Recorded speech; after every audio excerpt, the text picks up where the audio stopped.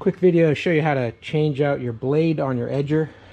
Important things to remember: this nut is reverse threaded, so you're going to need to turn it counterclockwise to tighten it and clockwise to loosen it.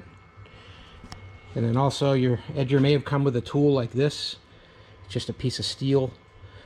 You're going to want to use this or a screwdriver of the similar size, or maybe an Allen wrench would be better, because on the back side of your edger there's a little hole here for this to go in and to lock the transmission there, so that you'll be able to turn this bolt. So before you go ahead and turn that bolt and try to get it off, easy to hold it on a vise like this. Just kind of grab onto that.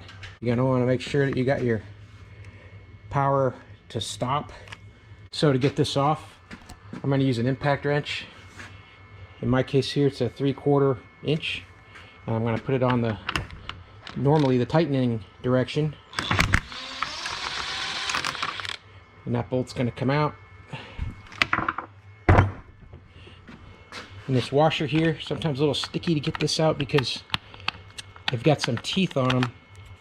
So when you put this back in, you're going to make sure that those teeth are properly seated on your drive shaft.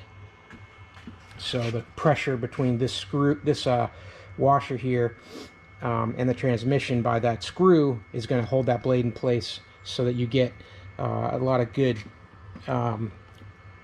grip on this blade. Because what you find is, there's really no teeth whatsoever on this blade. And that's probably a safety thing too. If you hit something really hard, that's probably going to give.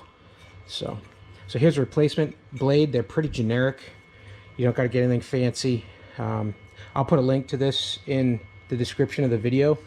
But I got a pack of 4 of these for like $9. It's very cheap. Thick steel. These are gosh, I'd say that's probably 3/16, a little more than an 1/8. Thick steel, because they wear down real fast, as I'll show you here. So here you can see how much this blade has worn down. Almost 2 inches of the blade is gone. 1 inch from each side here. And when you get to this point, it's hard to use the edger because you're having to tilt it on really steep angles just to get down low. And when it gets to this point, you lose about 1 inch on each side. I would just replace the blade. It makes your life a lot easier. So to replace the blade, I'm going to just do the same process in reverse.